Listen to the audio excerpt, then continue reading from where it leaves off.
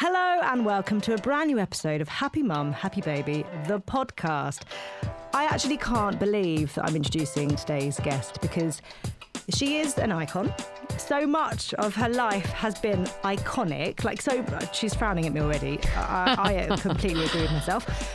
She is an idol. Well, she's one of my idols growing up. So much of my teen years was spent listening to her solo albums, actually. And my art GCSE was spent listening to Scream If You Want to Go Faster on repeat. The only time it was off is when I passed it to my now husband to listen to. That's the only time it was off.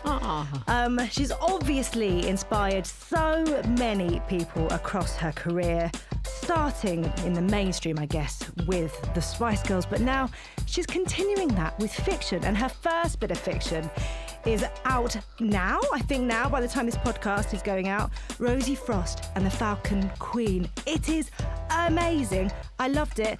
She has 2 children, Bluebell and Monty. She's stepmom to Olivia.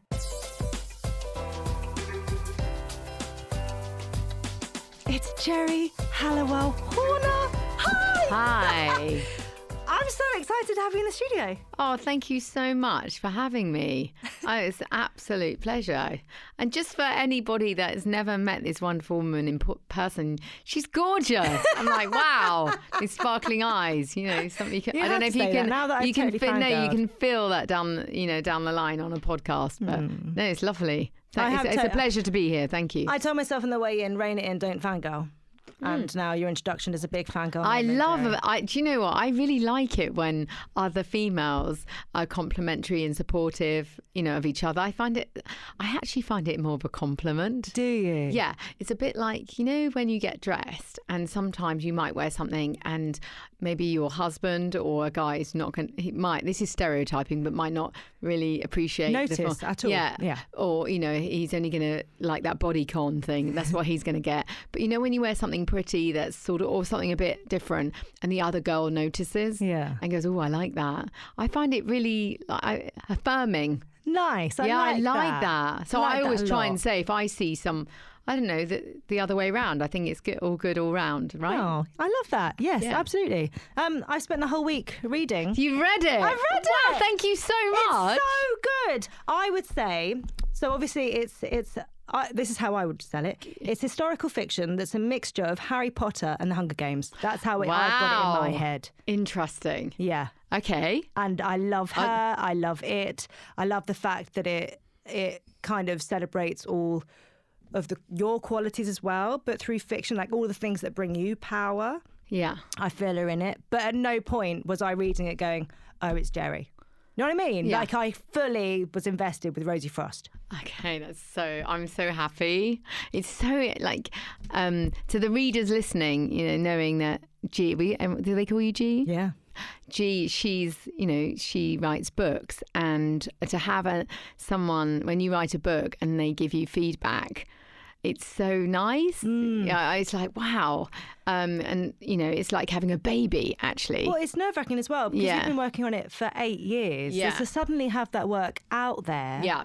It's a baby that you've grown for a very long time. Yes. And so, to put her out in the world and see if people respond to her. Yeah. I'm like, it's so nice. I'm so thrilled. Like you. I feel like we've been waiting for a new world to open up in that space. And I feel like it's one of the reasons why I did it, because I wrote children's book before, Eugenia Lavender. And I looked for a gap in the market. I thought, well, you've got Flower Fairies over there and you've got Horrid Henry. Where's something that we can all respond to, And there's a grey area. And then I went to this is a name drop, Christopher Little, who discovered Harry Potter, JK, right? And I said to him, can you be my agent? He said, yeah. And then I said, I've got an idea for, shall I age her up? And he said, no, start again. I was like, okay. And because I wanted to sort of grow up and write a proper long novel. But I really felt, just what you've just said, that the world needs a new hero. Yeah. And I think a hero of today is ordinary and vulnerable. That's not perfect. It's not alpha. Yeah. That she does cry and she does have all those issues. that we can all relate to. I thought, I wonder if I can create a hero that finds the courage you never knew you had. And for me, that's more inspiring and relatable. Yes. But I love the way you said there are challenges like Hunger Games in it that are quite gritty and treacherous. And I would say if there's any comparison to Harry Potter, I thought, okay, Harry Potter, I could never, that's amazing and gorgeous. But I felt, okay, perhaps it's about the magic is from within, your the courage, your heart. That's a different kind of magic. And I was wondering if that can be, that's for now. Yeah, absolutely.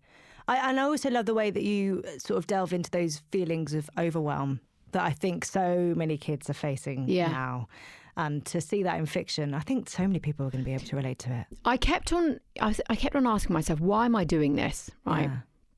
And one of the things, I don't know about you, myself, or anyone listening, is like sometimes I felt like I don't belong. Right. And sometimes I felt bullied in any area of my life, no matter how old I am, because this is for any age I try to do it. I lost it for 5 minutes the other night. I couldn't find it and I was frantic. And only in those 5 minutes did I realise how much it meant to me. Oh, that's so nice.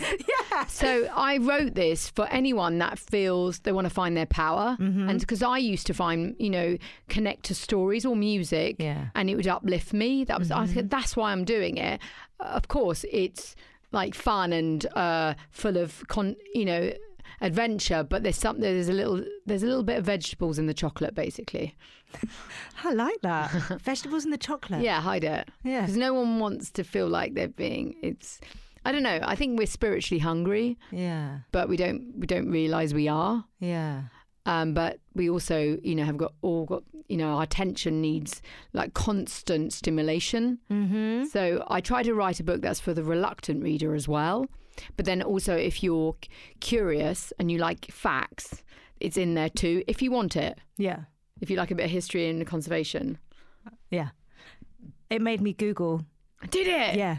What did you Google? I Googled Anne Boleyn. I was going back over to like my history classes, like seeing who was what, looking up surnames. It's interesting, isn't it? Yeah. Everything, all that bit, all the history bit is, I would say I've turned the volume up a little bit on things. I've turned it up a little bit, but the majority of it is real, is true. And the more I unpacked it and do the research, go down a research hole, any writer will know this, the more I was like, oh my God, Andolinis Redemption. She was shamed for being like smart and clever. Yeah. Can you imagine, right? Okay, any mother, because this is for mothers and fathers, all parents, right? Can you imagine, right? If you marry someone and you have a baby girl, okay, and then you're meant to have a boy, you've got to produce an heir, and you have a miscarriage, right? She miscarried and it was a baby boy, and that was it. She was out. And then she got executed, like within 6 months. I mean, that's horrendous. And that's why I was sort of really relating to her just as a mother and a child. You grew up not that far from where I live now. You grew up in Watford. That is true. Watford. What was your childhood like? Interesting. I wouldn't say it was perfect. I would say, it had its ups and downs, definitely. It was colourful because I went to a very ordinary school. It was called Walter de Merton.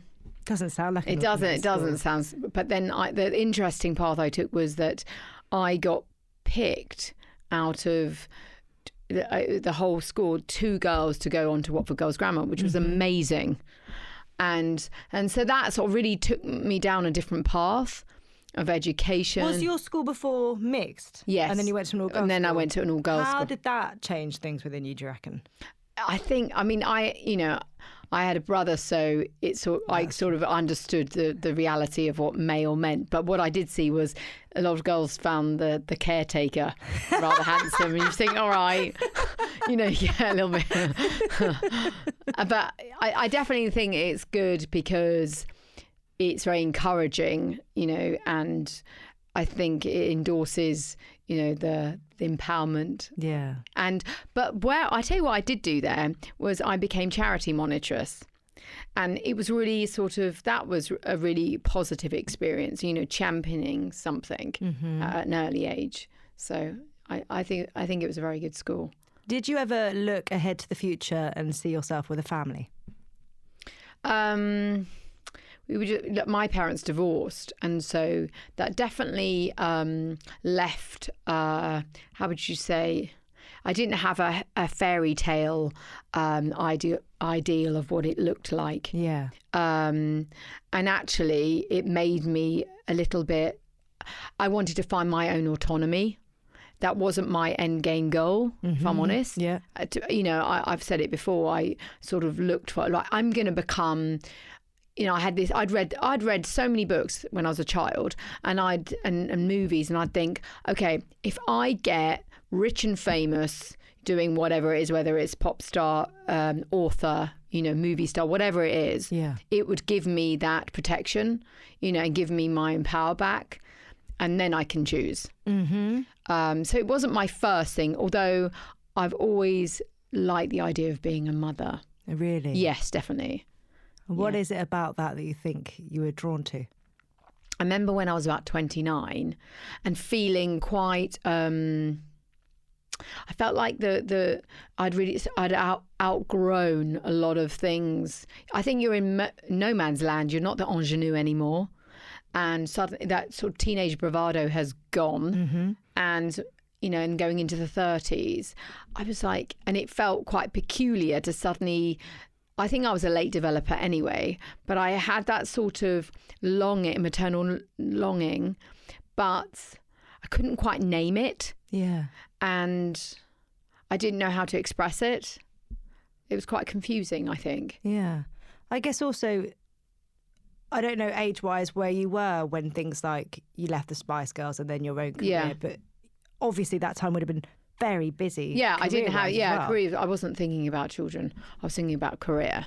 But I always say to anyone that's around the 30 age, I think there's so much pressure at that. For me, I found it a huge amount of pressure. And being a woman in that industry as well, were you asked a lot about whether children were on the cards? Because I think it's different. I don't think men are asked, but I think for women it's very different. It's a natural thing, isn't it? I think particularly, because people think, oh, you've got a window of opportunity. But what I'd say, and what I can say this just from my experience, and everybody's different. I had a baby just naturally at 44. So that gives us a little bit of time to. I always say. And was say, your nan 49? Am I right? Yeah, my nana had a baby at 49. Yeah, so you know what I mean. I just feel like. Tranquilo, it's like we got time, but I think it's peer pressure, comparison. In my 30s, I think I went to 6 weddings in a row. Yeah. Do you know what I mean? Everyone's doing it, and you think, oh my God. So I always say that to any girl I meet at 30. I think you have so much time. It can be really difficult though when those people around you are getting married, it's really or difficult. The children start arriving, and suddenly, it feels like you're actually in a different world to everyone else around you. Yeah. Where did you get married? Tell me. We got married in a place called One Marylebone. So it looks like a church. It's by Great Portland I've heard Street. About this place. Yes. It sounds amazing. It's gorgeous. So it used to be a church, no longer a church. Yeah. However, inside it completely looks like a church. So there's the altar gorgeous. And things like that. So we did everything in there. Oh, that's so nice. Gorgeous. Did you do frou big? I did. Love it. Big old dress. Oh my goodness. Yeah. But I didn't like diet or anything for my wedding day. I was like, this is me. I love that. Yeah, feeling... That's inner confidence and self-love. But also, I didn't want to look back in 10 years at my wedding pictures and go, oh, if only I still look like that. Do you know what I mean? Okay, just be yourself. That's so nice and refreshing. Good for you. We've been married 11 years now. But together, 20 years. Okay, does everybody know, listening? Does everybody know, listening at home? Listen to this, okay? So this gorgeous woman that I'm opposite, she met her husband at school when she was 13. They dated, may I say, for 3 days. Yeah. Then they had a break. It's very Rachel and Ross going on. It's modern. It's British Rachel and Ross. And then you went out for a year. Yes. And then he sort of did some research elsewhere, the git. And so did I. So did you, which is important. Yeah. And then they came back together. 18. Yeah. Yeah, 20 years ago. Her eyes are sparkling every time he's mentioned. It's so nice. Can you remember finding out you were pregnant with her? Yeah. I just did one of those tests. That's it. Did you have any symptoms or anything? I felt like I could, like hungover. Oh, really? You know, that sort of like, ugh feeling. It was that. I thought, what's wrong with me? That. And when you took the test, was there...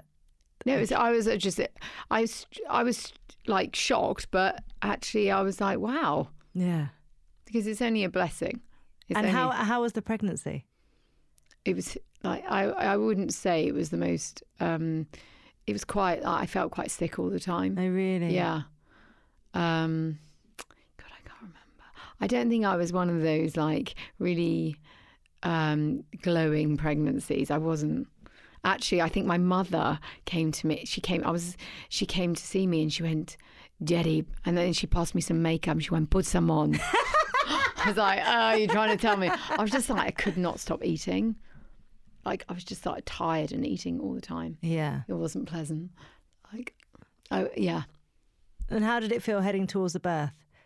I was frightened. Were you? Yeah, because I think you're out of control, and then everybody gives you I remember being in the back of a black cab, and everyone's got an opinion. Yep. You know, everyone's got an opinion on parenting. It's the most how you should give birth. Yeah, how you should everyone. feed them. I heard so many horror stories, and I was like, oh my goodness.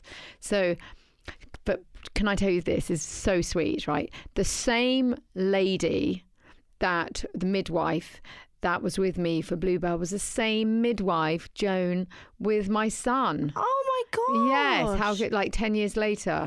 Yeah. Yeah, so that was really nice. And I still looked like terrified. I was like, oh. I'll tell you what I looked like. You know, in what's that, Puss in Boots? You know, that little cat. I'm like that going, oh. Had you tried to do anything during your pregnancy to kind of calm those nerves going towards it? No, I always done yoga. Yeah. I did yoga before it was like a thing. And so I had that. And with Monty, I looked like a fat sparrow. Right, like an egg. It was so different. Like, I was quite slim everywhere else, but huge belly. And I put my what do you call it? I think it was my pelvis bone. Yeah, it was slightly out. I was so uncomfortable because it was big. Yeah. So I did a tiny bit of yoga that really helped me. Yeah, absolutely. So I'm really grateful for that. That's good. Yeah, but I'm not one of these kind of like Zen Earth mothers. I'm not. I'm not going to hug a tree and like say, find me a water pool. It's just not me. So the birth, did you opt for a cesarean, or did you? Actually, I had no choice. Oh, really? Yes, on both counts. I think one, Bluebell was quite small and Monty was quite big. Oh, wow. Yeah. So there we go. And how did that feel? Because obviously having that 10-year gap. Yeah. I think... Because even for me, like, I only had a 2-year gap, but then there was almost the apprehension of what had come before. Yeah. What did you do yours naturally? Yeah. So yeah, but okay. I didn't win an extra medal for it, so... Okay. You know. No, there is no... that's what I would say to anyone listening. There is no easy way out. Whatever you do... That's major abdominal surgery still. So, you know, I think it gets a bad reputation for no reason whatsoever. There is no easy way out. That's what I would say. But what was the question, sorry? About it there being 10 years between... Yeah. Both what did I think about 10 years? Different in the sense, I mean, was any more confidence? Probably not.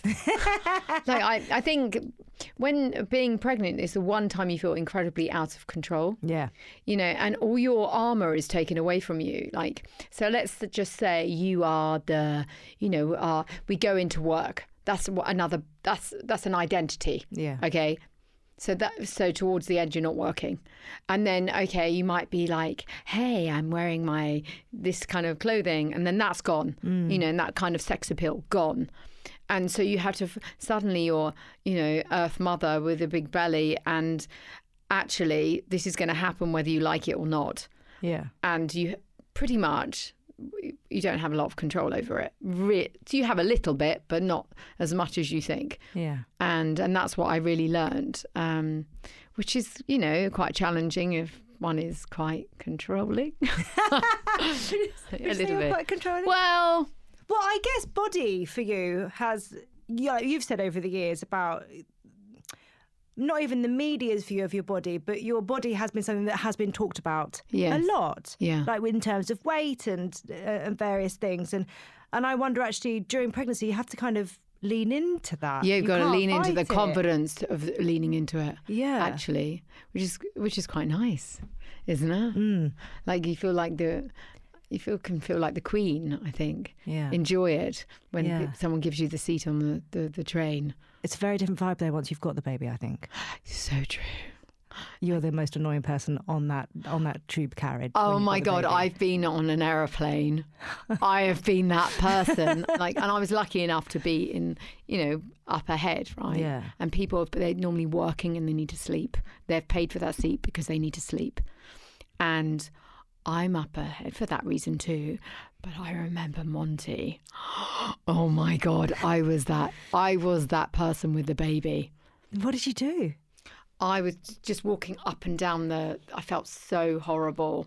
But don't you have a thing? So whenever I see a mother on a plane now, on a train, anything like that, I always make sure now that I go over and I just go, you're doing a great job. Yeah, I do. Just because I think when you're in it, it feels like the whole plane is looking at you and you're keeping everyone up. And actually, you're probably not. Like you've been doing headphones for a reason. Yeah. You are doing the best you can. Yeah. You have as much right to travel to wherever you're going as anyone else. Although you can get flights now that no children allowed. Can you? Yes. Well, they should be on them. All right. So we don't have to worry about it anymore. There you go. That's fair. No, it's true. Everyone's doing the best they can. Yeah. It's so true. And the other thing that's different, I guess, with Monty compared to your time with Bluebell, which you have also talked about, is the fact that with Bluebell, you were largely a single parent and doing things on your own. Mm-hmm. Yes. Whereas when you and Christian had Monty, that's a very different setup. I've experienced both, and I can tell you that, yes. I had my mum to help me. Yeah. With Blue, so I'm very grateful, and her granddad is gorgeous, and so it was a fantastic role model for her, and he takes her to football, which is amazing. And I think that they both have their blessings and challenges. When I being a single parent mother, you don't have to answer to anyone, but it's all on you, and that can be quite stressful, and you have to be the responsible. All the responsibilities are on you in every way. Yeah. Broad shoulders are needed, and sometimes it's lonely, I think. Yeah. So I've experienced that, and then having the blessing of having a lovely husband or partner, which I've experienced. That's amazing. So it's not all on you, but then you've got to compromise. Yeah. And you might have, and find, we're all different in the way we think things should be done. So learning to be a team. Yeah. Which has been a challenge for me. And you've both had experiences of parenting before parenting your own child together. So that kind of informs the I think, and also how you've been parented yourself. Yeah, absolutely. It's going to influence everything. And I think, between, two people, you can find balance, actually. Yeah. Like, I'm Miss Safety Conscious. I am so safety conscious. Like, I am that woman that says, you can make sure that, just put a helmet on when you walk down the street. Not as bad as that, but do you know what I mean? Yeah. I am that. Is it different with Monty compared to Bluebell? Are they totally different kids in that way? But I tell you what it is.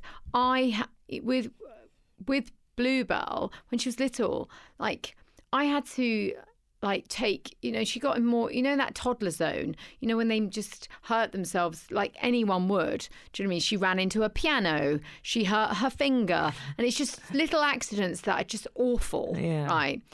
And so I'm much more like, come on, I really just don't want that to happen again. It's just really, it's a lot. Yeah. Anyone that's experienced it's not very nice. No. So, Yeah. So how's that going though? Because, you know, I've got 3 boys, and I know all boys are different, but there is just no way that I can wrap them up in cotton wool. No, you and stop can't. them You doing the can't. things You they're can't. gonna- You can't.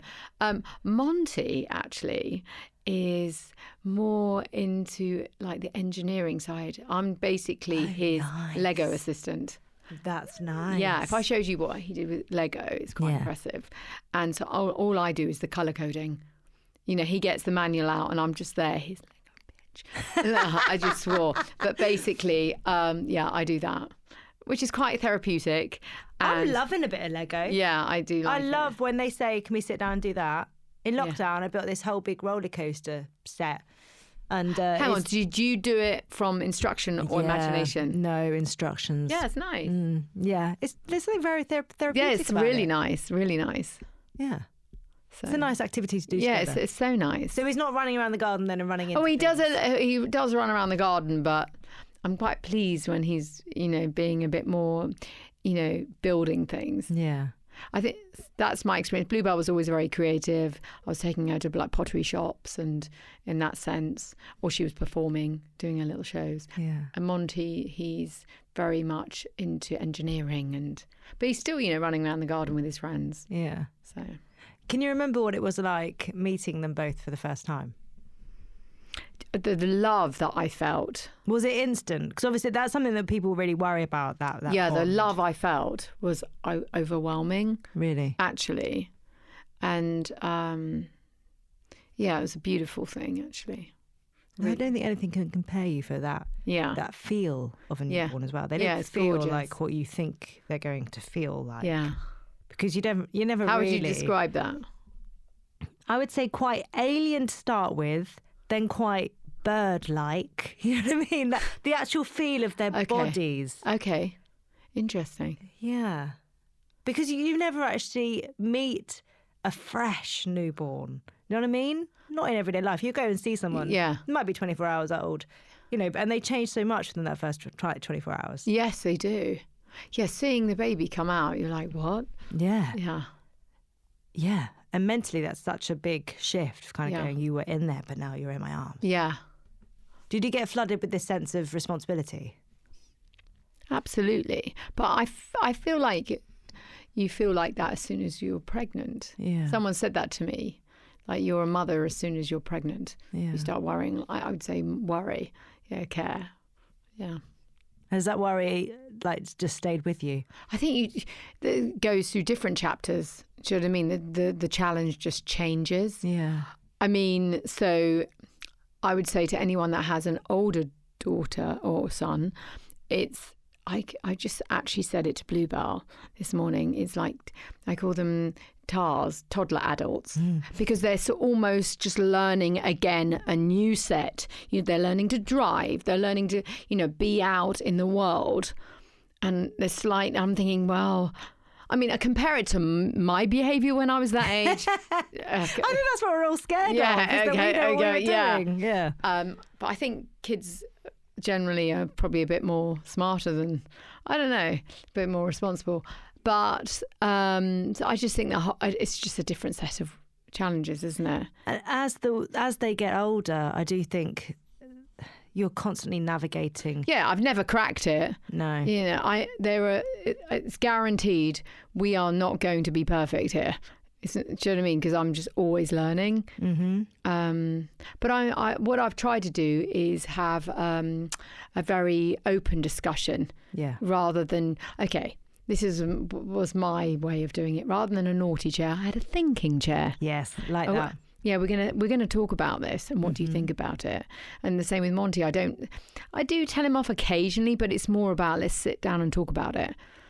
Do you know what I mean? He's like a little old man in a boy's body, and he's like, yeah, right, I know more than you. Really? Yeah. He looks at me like, yeah, okay, nice try. But there's sort of this, and I wonder if actually seeing sort of, the 16-year-old with the 5-year-old, it's that thing of seeing where they are in life, and actually you've lived Monty's experience in a way. Yeah. And actually there's this whole other world that's the unknown. The going off. Oh, you could project your own fears and your own. Yeah. It's so easily happened. But I do think Okay, so you got 3 sons. Yeah. Okay, so I've had a girl and a boy. But I was just thinking, no wonder men are the way they are. Really? It's my fault. I take all responsibility. The way I am, my son. No wonder. They've had mothers gushing with love and adoration. Do you think that's a cultural thing though as well? Do you think your mum was like that with your mother? Yeah, 100%. I have a Spanish mother. It's my son. Do you know what I mean? And I'm the same. No wonder they all think they're is it a bad thing? But do you know what I mean? That they think they're the top of the heap. Fantastic. My God, I was like, oh God. Did you have things in your head this time around that you were like, okay, now with Monty, we're going to do this. We're going to do it slightly different to how I did it with Bluebell? Yeah, I'll tell you what I learned differently was about swimming. Right. I took Monty to the swimming pool, to the local baths really early. I was in those baby classes, dunking him in. Yeah. And so he's very, very confident in the water. Mm-hmm. And so, because I learned that, I could have been done better than that. But that was one of the major things. Yeah. It's always a worry whenever you see any water. Yeah, I can't. Oh, my God. It doesn't matter what, yeah. No. And I think a lot of us would have been in those situations where you're there with them in water and all of a sudden you've realised that there's a split second. And it's hideous. Yeah. Yeah. Absolutely. What about in terms of things like sleeping or, have there been any things you're like, right, no, this time he's not going to be in our bed, and then just kind of go, meh? No, I always had it so that they slept in their own room. Yeah. Only a little bit, do you know what I mean? But I like that I learned about the sort of learning to self-soothe. Yeah. Allow that. But Monty did not sleep. But, oh my God, I tried everything. Really? Yeah. Oh my goodness. And can I just say, I probably, if anyone asks me, are you still singing? And I say, yeah. For the last 6 years, I sing every night. Do you know what I mean? We've got this routine. You don't want to stray from the routine. No, he's about it. He wants it. So I'm like, okay. He gets one song every night. What do you sing? It's this song actually from one of my solo albums called Love Is the Only Light. Oh. But he always wants that song. And if I'm away, I have to FaceTime and do the song or record it. Yeah. I have to do 3 books every night and they're getting longer and longer. And I have to do the song. So how long? It's getting bedtime is getting longer and longer. It's like a whole show. It's a whole thing. How long are you spending? Probably an hour. Yeah, I mean, it's easily done though. By the time you've gone upstairs, brushed and he teeth, always wants an extra snack. I have to go back downstairs, get another snack. I end up joining him. Have a little snack in the bed. I also wonder if sometimes it's about enjoying those moments because they are so fleeting. That's the other thing. I tell you what, that is the difference. I understand now, and perhaps this is being an older mother that, I'm really cherishing these times because I know they're going to be gone like that. Do you think part of it is also being a single mum to Bluebell and the fact that you knew like career-wise you just had to keep going, pushing and keep going? Yeah, absolutely. But I think you just sort of reflect the importance of we all doing our best. But to be able to sort of be in the moment. Yeah. And that's a challenge in anybody's life, to be present right here, right now. And not to stray into like, I've got to be somewhere. So I try, and then I'll go back to, once he's in bed, then I'll go back and do some more work.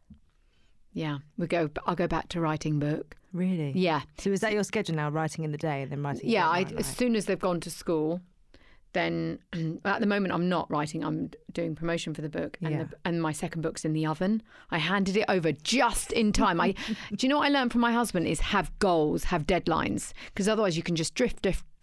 So I set goals and I'd booked in the time with the editor. Yeah. And so it's quite stressful. Yep. And so I'd work from 9 and then to probably about 12 and have to have a break because I felt mentally exhausted. And then if I was editing the book, I'd do it first thing in the morning because your brain is fresh. Yeah. And then maybe I'd get up in the night and like creep off and my husband going, where are you going? But you know what he said to me? Like, because I don't know, like he was like, you're right. This is before he knew anything. He understood, you know, that I was an author. Yeah. But he became like, where are you going? But I'd disappear for hours in this shed. It's going, what? Like, it's like there's another person in my life. Yeah. And it's Rosie Frost. It is that, though, they become real, don't they? Absolutely. Because my agent at the time, he told me to get rid of Charlie. Right? No. Exactly. Why would you do that? I know. That's what I was like. No, I love Charlie. Yeah. I'm really interesting about asking people, do you prefer Jackson or Charlie? Oh, you've created something really great there. Did you see what I did? Yes, it's like the two boys that you're going to get attached to. Actually, this is the age that you may. Oh my goodness! It totally is. It is. Yeah. It's possible. So you just never know. You never know. She's 13, and it's just that bit when you start getting butterflies, but you feel awkward. Yeah. You don't know. And they feel a bit icky. Yeah. And you think, what the hell is this? Mm-hmm. Yeah. So there's Jackson and Charlie. Yeah. So Jackson's, for anyone. Jackson, he's like the good guy. Yeah. He's just straight, but he does cry. Do you notice I wanted characters that your boys will go, boys do cry, but you're still sort of like boy, out there. Yeah. But, you know, he does cry. Yeah. Yeah? Yeah. And then there is Jackson, who's like really cool. He looks like he's out of a boy band. Yeah. And he's like reciting Oscar Wilde, isn't he? Yeah. You just think he's so all these cool. quotes. Yeah. Yeah. Who would you? I think I was more drawn to Charlie. Yeah. I thought Jackson was too cool for me. Yeah. In terms of my personality. Yeah. He'd never be interested in me, so I'm going for Charlie. Charlie's your safe guy. Yeah. The good guy, isn't he? Yeah, absolutely. Yeah. Talking of relationships, Yeah. I know you said earlier about your mum and dad sort of divorcing when you were younger, and you know that mine did as well. Has that made you think about you and Christian? Because I think it's very easy when kids come into the mix. Like me and Tom had the conversation the other day, how we feel like we're coexisting sometimes in our house. Yeah. But I think when you do come from parents who have split, it does make you kind of go, actually, we need to make sure that we're not just giving each other the scraps. We need to make sure that we're focused on each other in some way. Yeah, absolutely. But and also and it's hard. It's really hard. You know, I've been many times told, put your marriage first. And because that is the foundation of your family, right? Which is hard. So to try and sort of create that time for you both. Because what I realise is, you know, that's what, you know, you beyond love, you actually really like you have a laugh together. Yeah. So to create that time for you two when you're not just doing the logistical stuff. Yeah. You've got to be here, you've got to be this. Yeah, exactly. It's actually having that time to just... Yeah, it's really, I think it's important, but sometimes, you know, it's life, isn't it? Yeah. Well, especially when you've got such busy careers as well. Yeah. But then, you have to go for quality, not quantity, isn't it? Yes, absolutely. Yeah. And you know what? I am perfectly happy if we are watching a box set and our toes touch on the sofa. Oh, I love that. I love you Nothing two. more. Bit of toe touching. I'm happy. Toe touching. Yeah. And what about the remote? Who gets to decide? Oh, we're both really, really indecisive. So I think we're both just relieved when someone actually picks. Oh, really? Yeah. Like, what have you watched lately? Oh my gosh, You're So Not Coming to My Bar Mitzvah, which was so funny and hilarious. That's not a box set, that's an Adam Sandler film. Okay. Loads of fun. But we started watching documentaries about things that we would never be able to do, like Free Solo, which is about free climbing. Oh, really? Yeah, well, people climb without ropes and stuff. What do you think makes them do that? I just got no idea. Watch lots of Tom Cruise movies. Yeah. But then I wonder if that's actually... People could say that about any walk of life. Like with you and Tom, what makes you two want to go out and stand in front of thousands of people? You know, what makes Formula One drivers want to get into that car? So yesterday I met this girl and she was gorgeous and she does book reviews and she runs her own social media site. Right. And she told me that her mother trains people to jump out of aeroplanes. She's a free-falling, jumping out of airplanes. And I was like, oh my God. And again, that's just an example. Some people, you know, just want that feeling of... Do you feel like... So when I was younger, I always said my biggest fear in life is fear. Like I never wanted to let fear in. So I wanted to do the abseil. I wanted to do the climb. I wanted to jump out of a plane. Whereas there's something about motherhood that makes you go, no. That's so true. Okay, so I like going, like I've definitely been a speed freak 100%. Yeah. And there was a moment, okay, so I was skiing, right? So I've always kind of, go for it. And I was on top of this mountain. And I remember the thought, and I thought, do you know what? Just be careful. You're a mother. Mm-hmm. I actually had that thought. And it just slowed me down just a little bit. Consideration. Yeah. It doesn't mean I'm not going to do things, but I'm definitely going to be a little bit more thoughtful about my actions, because I think part of me goes, you have a responsibility. Yeah. Do you know what I mean? To those children to stay alive as long as possible. Yeah. That's what I want to do. And I think there's a reason why that fear and it's Mother Nature. Yeah. Smart. It's meant to slow you down. It's meant to slow you down, 100%. If you could write a letter on motherhood, who would it be to and what would you say? I probably would write to my own mother and say thank you, because I know that she did the best she could. You know, not easy. Yeah. That's all. I'd keep it simple. I love that. Yeah. Because it says so much. Yeah, it does. Yeah, it's not easy, is it? No. So I think, you know, and we're in a generation that's much more, we've got podcasts to listen to, we're sharing. You know, yours is about honesty and, you know, it's unairbrushed. Whereas generationally, if you look back, they didn't have that.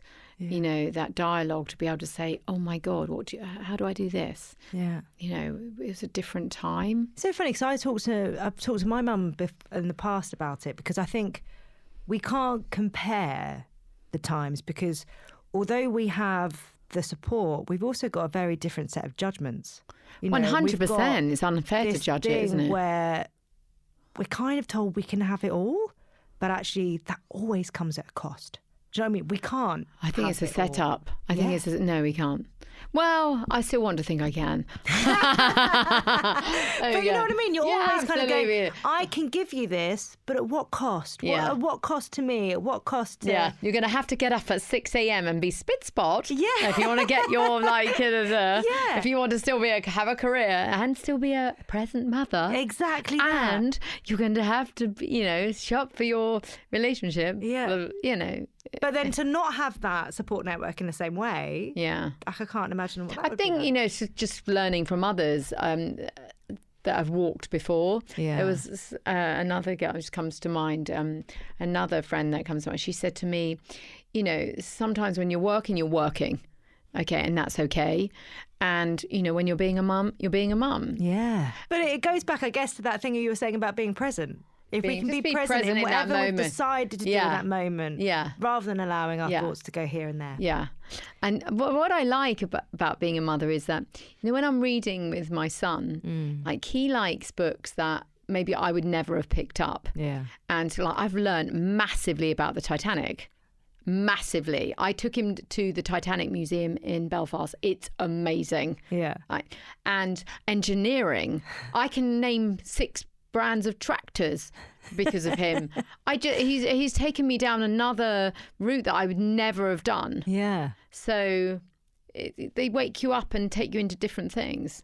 And it's about following. I think you have to follow the things that they're interested in. I think so often you can go, well, you're musical. Your children must be musical. That's what we get all the time. But actually, you can't force interests on people. You simply can't. Nope. We end the podcast with you completing 3 sentences. Yeah. The first one is being a mum means. Tiredness. Is that honest? You said you wanted an honest part. Happy. No, you're fine. Let's stick with tiredness. Yeah. I like it. Yeah. Since having children, a bit tired. And I'm happy when I get more sleep. No, I love my children. They're amazing. And it's okay to say that you would like a little bit more sleep. I just would like I'm nicer. Just a little bit. Yeah. Just a little bit. But then, right, do you know what I say to myself? because he comes running in and he goes, come on, mummy. And then I think, do you know what? This is so precious and this is so such a gift. I'm like, do you know what? Get up and go. Come on, let's go. And I think actually from the years of being a mum, that get up and go when they're up, that has saved me. Because the years that I was always resisting the getting up, it feels like you're constantly being woken up by this child repeatedly coming in going, no, come out now, come out now. And that does something to your head. Yeah. Whereas when you hear a child, you're like, and I'm up. Hey, let's go. Yeah. Let's go. Embrace energy. The day. Invite the day in. Yeah, absolutely. There's that joy of like that, like curiosity. Yeah. That optimism. Letting the sunlight, the spirit in. Yeah.